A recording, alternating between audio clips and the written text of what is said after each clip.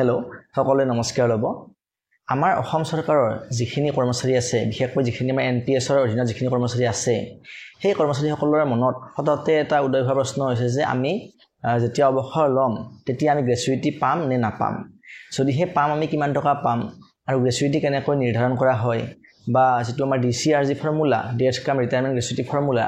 সেইটো কেনেকৈ নিৰ্ধাৰণ কৰা হয় এই বিষয়ে মোৰ আগৰ ভিডিঅ'ত দুগৰাকীমান ছাবস্ক্ৰাইবাৰে কমেন্ট কৰি সুধিছিল যে কেনেকৈ নিৰ্ধাৰণ কৰা হয় গতিকে আপোনালোকৰ কাৰণে ভিডিঅ'টো বনাইছো আৰু লগতে যিসকলে ইতিমধ্যে এই বিষয়ে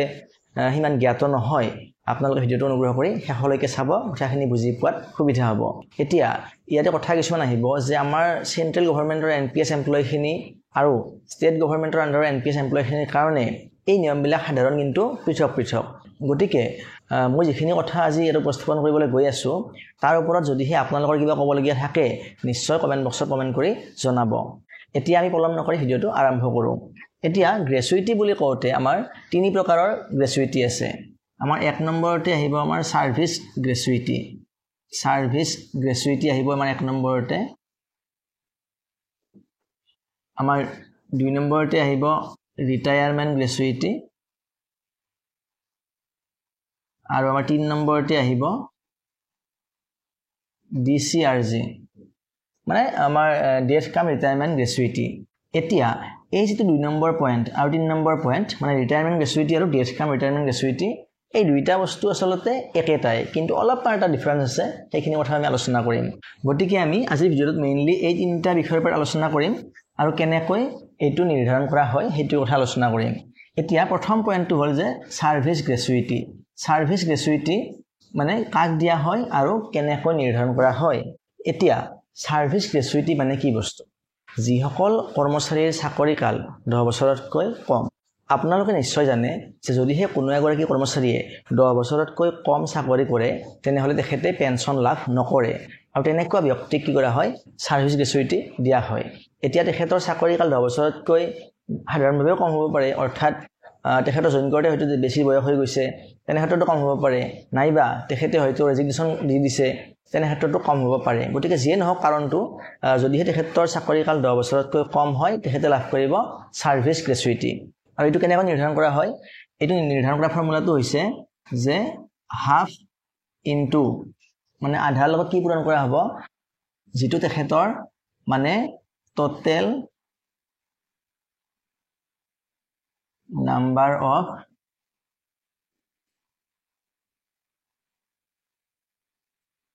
completed 6 months of qualifying service into তেখেতৰ যেটো monthly emolument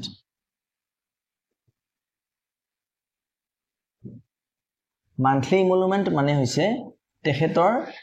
এই মান্থলি ইমলুমেন্টটো হৈছে তেখেতৰ যেটো মানে বেসিক পে অৰ্থাৎ যেটো যি সময় তেখেতে ৰিটায়াৰমেন্ট লৈছিল তেতিয়া তেখেতৰ বেসিক পে প্লাস যেটো তেখেতৰ ডিএ আছিল এই দুটা লগ কৰি হ'ব তেখেতৰ মান্থলি ইমলুমেন্ট এতিয়া উদাহৰণ স্বৰূপে যদি হে এগৰাকী ব্যক্তিয়ে 10 বছৰৰ কম চাকৰি কৰিছে আৰু তেখেতৰ অৱসৰৰ সময়ত তেখেতৰ যেটো বেসিক পে আছিল সেইটো যদি আছিল 40000 টকা আৰু যদি হে তেখেতৰ সেই সময়ত অৱসৰ লোৱা সময়ত যদি ডিএ চলিছিল 50% তেনেহলে ডিএ হ'ব তেখেতৰ কিমান 20000 रुपीस মানে 40 প্লাস 20 মানে 60000 টকা হ'ব তেনে ক্ষেত্ৰত যেটো ফৰ্মুলা হ'ব তেনেকুৱা হ'ব যে হাফ ইনটু যদিহে তেখেতে চাকৰি কৰিছে কিমান সাপোজ 9 বছৰ 6 মাহ তেনেহলে total number of completed 6 months কিমান হৈ যাব 9 বছৰ হ'ব 18 আৰু ইফালে 6 মাহ মানে 19 গতিকে এটো হ'ব 19 আৰু কি হ'ব যেটো তেখেতৰ বেসিক পে প্লাস ডিএ মানে 60000 আমি মাত্ৰ হিসাব কৰিছিলো 60000 তেনেহলে এইটো হ'ব তেখেতৰ মানে এই যেটো ফৰ্মুলা এটো প্ৰয়োগ কৰিলে যেটো এনসাৰ আমি পাম এটো হ'ব তেখেতৰ আমাৰ সাৰ্ভিস গ্ৰেচুইটি মানে কিমান হ'ব আমাৰ এটো হ'ব 9.5 ইনটু 60000 এতিয়া আমাৰ যেটো উত্তৰ পাম হেতু হ'ব আমাৰ কিমান 5,70,000 গতিকে এইটো হ'ব তেখেতৰ সাৰ্ভিস গ্ৰেচুইটি গতিকে এনেকৈ সাৰ্ভিস গ্ৰেচুইটি উলিওৱা হয় এতিয়া আমি আহিম ৰিটায়াৰমেন্ট গ্ৰেচুইটি লৈ অৰ্থাৎ এগৰাকী কৰ্মচাৰী যেতিয়া ৰিটায়াৰ হ'ব তেখেতে কিমান টকা গ্ৰেচুইটি লাভ কৰিব এতিয়া ৰিটায়াৰমেন্ট গ্ৰেচুইটি হ'ল যেতিয়া এগৰাকী কৰ্মচাৰীয়ে মানে সম্পূৰ্ণ কাৰ্যকাল সমাপ্ত কৰি ৰিটায়াৰমেন্ট লৈ লয় হেতু অৱশ্যে একেবাৰে এক্সুৱেল ডেট অফ সুপাৰএনুৱেশ্যন হ'ব পাৰে নাইবা ভিআৰএছও হ'ব পাৰে তেনে ক্ষেত্ৰত তেখেতে কিমান টকা গ্ৰেচুইটি হিচাপে লাভ কৰিব তাৰ যেটো সূত্ৰ হেতু হল এনেকুৱা যে এগৰাকী ব্যক্তিৰ যদিহে তেখেতৰ চাকৰি কাল হয় সাপোজ 25 ইয়াৰ্স আৰু তেখেতৰ যদিহে আমাৰ অবসৰৰ সময়ত মানে লাষ্ট যদি বেসিক পে আছিল যদিহে হেতু আছিল মই এটো एग्जांपल একে মিলাই দিছো যদিহে 40000 আছিল লাষ্ট বেসিক পে 40000 আৰু তেখেতৰ অবসৰৰ সময়ত যদিহে তেখেতৰ ডিএ আছিল 50% তেনেহলে 40 প্লাস 50% ডিএ হলে 20000 হ'ব মানে 60000 হ'ব তেখেতৰ লাষ্ট মানে বেসিক প্লাস ডিএ গতিকে সূত্ৰটো হ'ব এনেকুৱা basic pay plus DA into 2 into তেখেতৰ কমপ্লিটেড ইয়াৰ্স অফ সাৰ্ভিস তেখেতে কিমান বছৰ চাকৰি কৰিছে মানে ইয়াত আহিব কমপ্লিটেড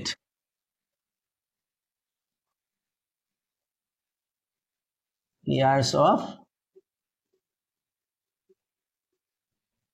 service আৰু ইয়াক কি কৰা হ'ব 4 ৰে ডিভাইড কৰা হ'ব অৰ্থাৎ এইটো হল আমাৰ ৰিটায়াৰমেন্ট গ্ৰেচুইটিৰ ফৰ্মুলা এতিয়া মই ইতিমধ্যে ক'লো যে তেখেতৰ কি হ'ব যদি হে last basic pay plus DA মিলি হয় কিমান 60000 টকা যদি হয়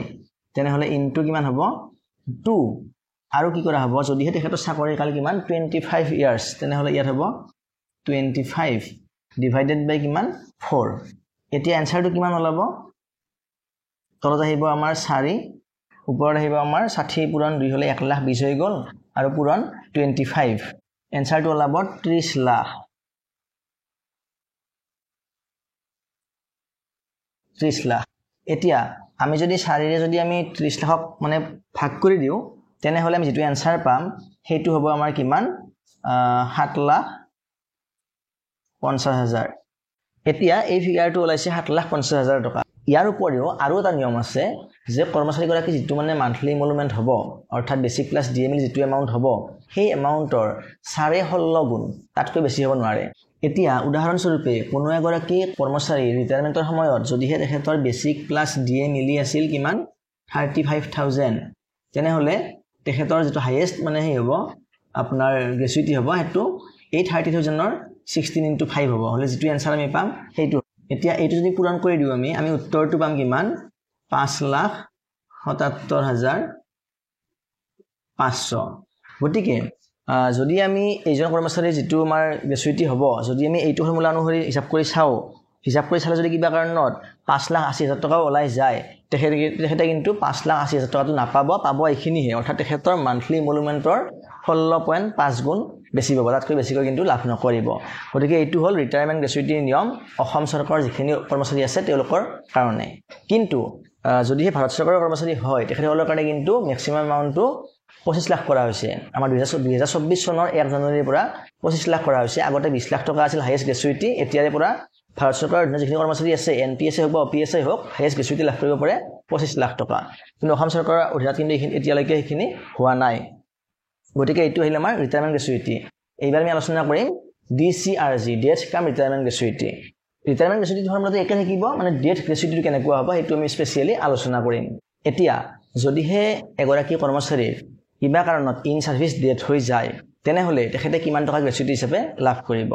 এতিয়া যদিহে কিবা কাৰণত এগৰাকী কৰ্মচাৰীৰ মানে ডেথ হৈ যায় 1 বছৰ নহওতে তেনেহলে তেখেতে কিমান টকা লাভ কৰিব তেখেতৰ যেটো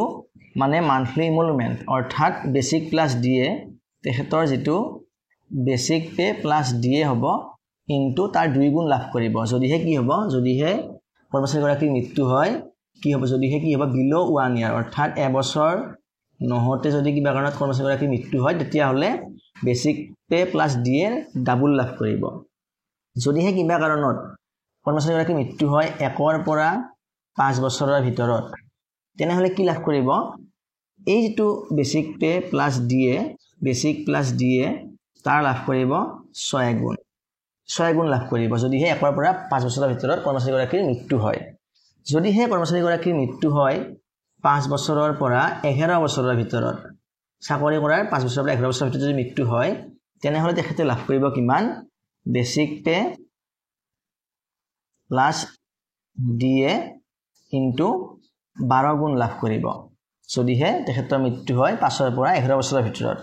আৰু যদিহে 11 পৰা 20 ভিতৰত মৃত্যু হয় চাকৰি কৰাৰ 11 বছৰৰ পৰা 20 বছৰৰ ভিতৰত যদি মৃত্যু হয় কৰ্মচাৰীগৰাকীৰ তেনেহলে তেখেতে লাভ কৰিব কিমান basic pay plus DA into 20 গুণ লাভ কৰিব আৰু যদি হে 20 বছৰতকৈ বেছি হৈ যায় তেনেহলে আমাৰ যেটো নৰমাল যেটো গ্ৰেচুইটি ৰুল আহিব অৰ্থাৎ ডেথ কাম ৰিটায়াৰমেন্ট গ্ৰেচুইটি যেটো আমাৰ ৰিটায়াৰমেন্ট গ্ৰেচুইটি ৰুল আহিব হেইটো প্ৰযোজ্য হ'ব গতিকে বাকিখিনি একে থাকিব কিন্তু যদি হে কিবা কাৰণত আমাৰ 20 বছৰতকৈ কমত তেখেতৰ মৃত্যু হয় তেনেহলে আমাৰ ইয়াৰ ওয়াইজ এইকেইটা ফৰ্মুলা আমাৰ প্ৰযোজ্য হ'ব এতিয়া উদাহৰণ স্বৰূপে মই এনে জাস্ট এটা एग्जांपल দিছো যে যদি হে বেসিক প্লাস ডিএ তেখেতৰ হয় 30000 টকা তেনেহলে এবছৰ নহতে মৃত্যু হলে তেখেতে লাভ কৰিব 60000 টকা এটো ক্ষেত্ৰত কি হ'ব 30000 পূৰণ 6 মানে 1,80,000 টকা লাভ কৰিব এটো ক্ষেত্ৰত কি হ'ব 30000 পূৰণ 12 মানে আপোনাৰ 3,60,000 টকা লাভ কৰিব আৰু এটো ক্ষেত্ৰত কি হ'ব basic pay plus DA into 20 এটো বেছি বহুত বাঢ়ি যাব আপোনাৰ মোটামুটি কিমান হ'ব 6 লাখ টকা লাভ কৰিব ইয়াতে মানে 20 গুণ কৰিলে আপোনাৰ 6 লাখ টকা হৈ যাব তেনে ক্ষেত্ৰত এইকেইটা ফৰ্মুলা আমাৰ প্ৰযোজ্য হ'ব যদি হে এগৰাকী কৰ্মচাৰীৰ মানে কি হয় ইন সাৰ্ভিস ডেথ হৈ যায় গতিকে এইখিনি আছিল আমাৰ গ্ৰেচুইটিৰ নিয়ম গতিকে আজি মই তিনটা পইণ্ট বিশেষকৈ ক'লো সাৰ্ভিস গ্ৰেচুইটি কি বস্তু কেনেকৈ উলিওৱা হয় নৰমাল আমাৰ যেটো ৰিটায়াৰমেন্ট গ্ৰেচুইটি কেনেকৈ উলিওৱা হয় আৰু ডেথ গ্ৰেচুইটি কেনেকৈ উলিওৱা হয় আশা কৰো আপোনালোকে কথা ধুনীয়াকৈ বুজি পাইছে যদি হে ভিডিওটো চাই ভাল লাগিছে আপোনালোকে লাইক এটা কৰিব আৰু আগলৈও এনেকুৱা ধৰণৰ তথ্যমূলক ভিডিও পাই থাকিবলৈ আপোনালোকৰ চেনেলটো সাবস্ক্ৰাইব কৰি ল'ব ধন্যবাদ